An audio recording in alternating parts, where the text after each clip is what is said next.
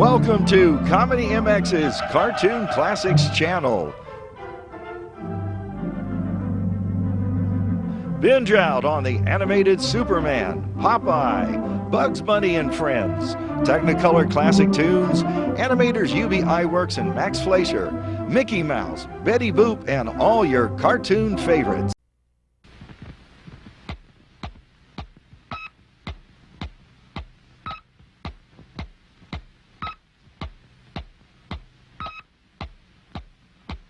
And now stand by for adventure.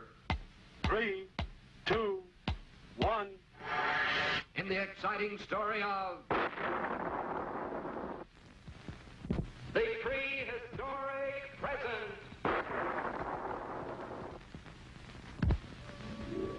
The morning sun beamed down on the entrance of the cave home of Scratch, the world's only living caveman. Scratch, as you know, fell asleep several thousand years ago, and probably would have been sleeping yet. But the first atomic test explosion blew him right out of the past and into the present. And now, with his friends, Colonel Bleep and little Squeek, the caveman's life is filled with exciting adventures, wonderful adventures, like the time Scratch smelled smoke and saw a fiery glow inside his cave. He dashed inside to find Squeek with a giant birthday cake, all aglow with candles, just for Scratch. The happy caveman jumped for joy and made a very special wish when he blew out all the candles. And then Scratch felt sad, and big tears dripped from his eyes, for he felt sure that his birthday wish could never, ever possibly come true.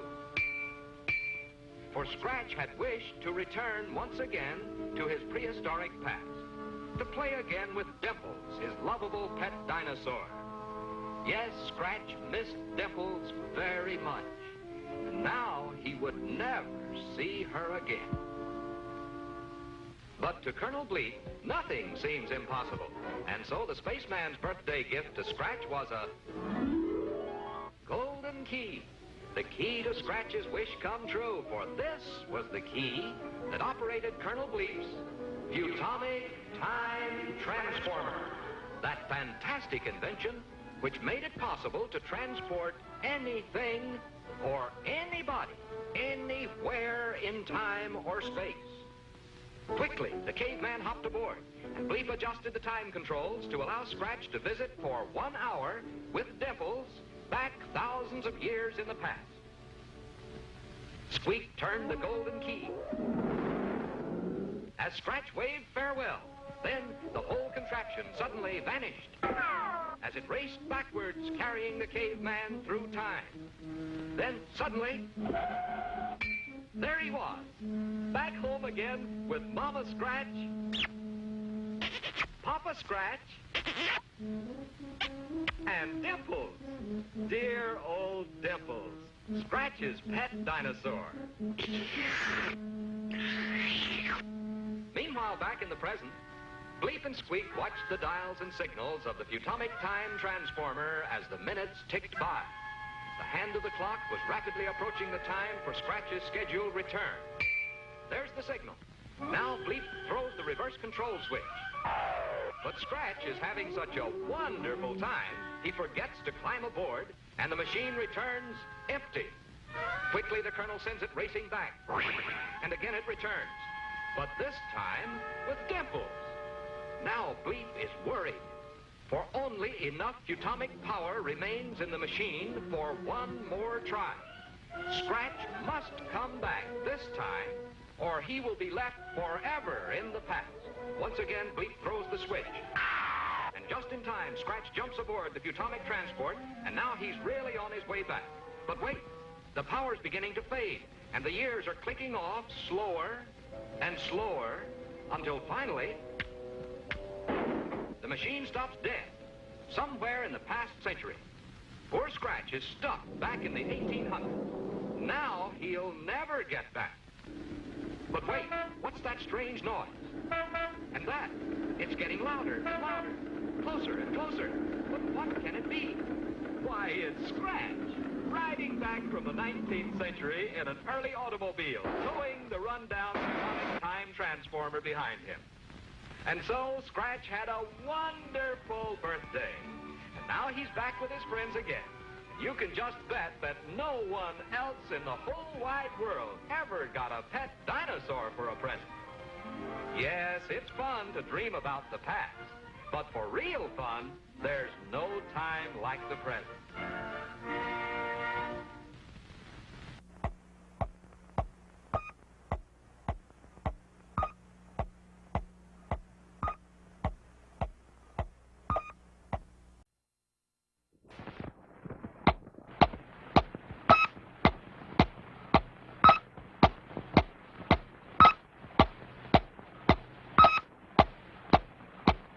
And now, stand by for adventure. 3, 2, 1. In the exciting story of the Runaway Rocket. It was midnight. An intense full moon beamed down on 00 Island as little Squeak slept in his cozy bed and Scratch snored loudly in his darkened cave below. All was peaceful as Colonel Bleep studied the Futonic radar scanner. With this instrument, the Colonel could watch any unusual movements in the universe. And this very night, a giant new rocket was scheduled to be launched by the United States of America from an experimental rocket launching base on the east coast of Florida.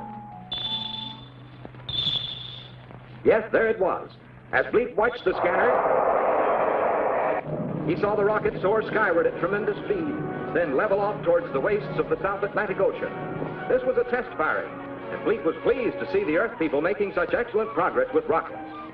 But at that instant, something seemed to go wrong. The moon appeared to concentrate all its glowing power on the nose of the missile, forcing it to veer off its planned course and to streak instead directly towards 00 Island. In only seconds, it would come crashing down to destroy Squeak's little dream house, Scratch's peaceful cave, and Colonel Bleep's headquarters for his secret mission here on Earth. In a flash, Bleep darted into the sky to meet the speeding projectile. Quickly, he maneuvered himself between the mysterious moon rays and the onrushing missile, and with a blast of Futonic power, he brought the rocket to a screeching halt in mid-air. Using his Futurian skill in the powers of reverse propulsion, Bleep safely returned the rocket to explore the launching site, ready for use in further test flights in the future. Then Bleep hurried back to his island base to begin some very serious thinking. What was wrong on this peaceful isle? Why had Scratch recently tumbled into the open jaws of a giant sea serpent to be nearly trapped forever deep inside? Everyone knows that all sea monsters are purely imaginary and not real creatures at all, except for this particular sea serpent. Yes, this monster had been real enough. And then a terrible termite had kidnapped poor Squeak, the little wooden puppet, for a tasty dinner. But what had caused an ordinarily tiny insect to grow into a huge and terrifying monster? Bleep turned to his microscope to examine again those traces of interplanetary wood dust which he had discovered on the wings of the termite. The Colonel was sure this strange substance held a valuable clue. And that runaway rocket, the way the moon had concentrated its rays on the nose of the device, you would have almost thought it was being guided by moon power. Colonel Bleep was certain somewhere in outer space, a powerful and evil force was being directed against Bleep and his friends. But only one person in the entire universe had such evil power. That person was Doctor Destructo. But of course, Doctor Destructo was at this moment a prisoner in a space bubble anchored in the outer ring of Saturn. Or was he? Bleep had to be sure. He switched on his Futonic frequency transmitter and directed a secret code message to the Interplanetary Intelligence High Command on the planet Futura. Advise status of Doctor Destructo immediately. Soon, Bleep would have his reply. But meanwhile, another day was beginning on 00 Island.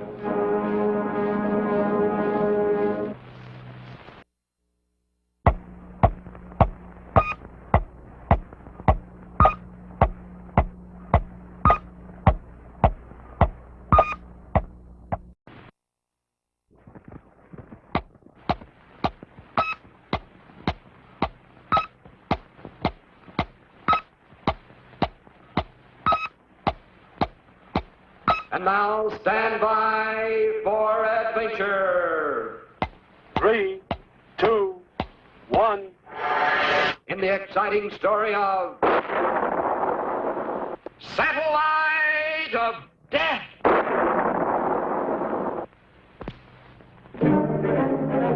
This is the day for Scratch's first solo flight as a flying cadet in Colonel Bleep's Space Scooter Squadron.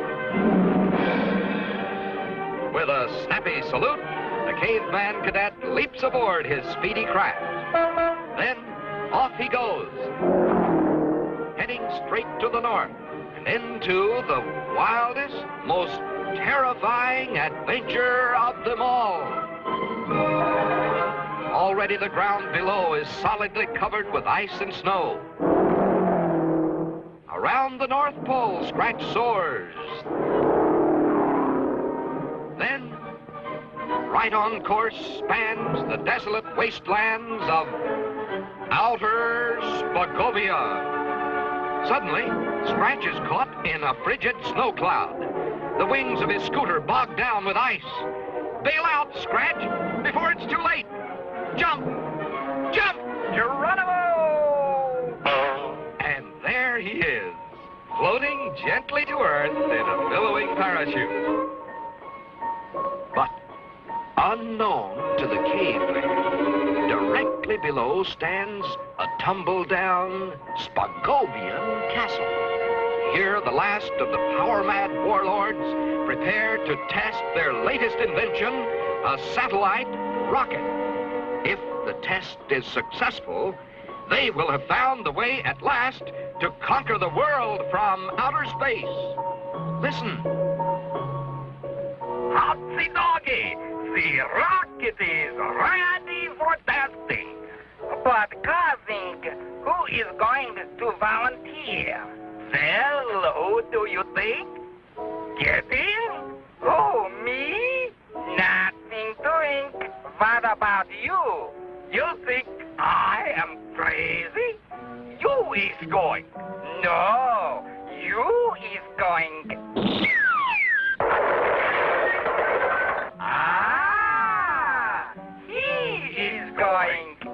Quick, cousin, stick him inside before he wakes up.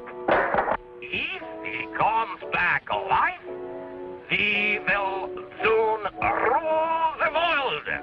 Fire when ready. Good grief! They've done it! There goes poor Scratch, trapped inside a speeding test satellite.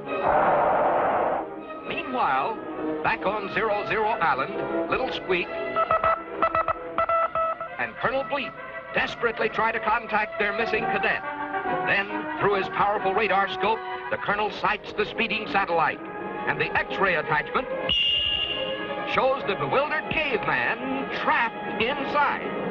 Rapidly, the missile circles the Earth, but Bleep knows it is doomed to crash in only a matter of minutes.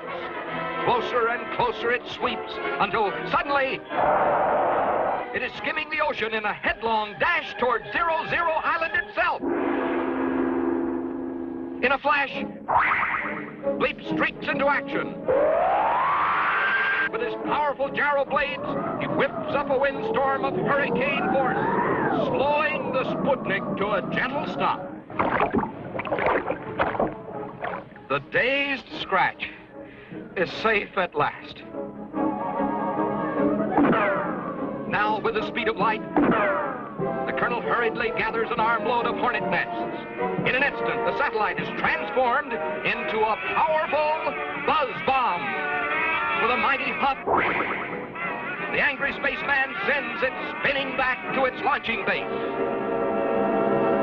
In Spagovia, the gleeful villains happily catch their returning Sputnik. See, I told you, the test was a big success.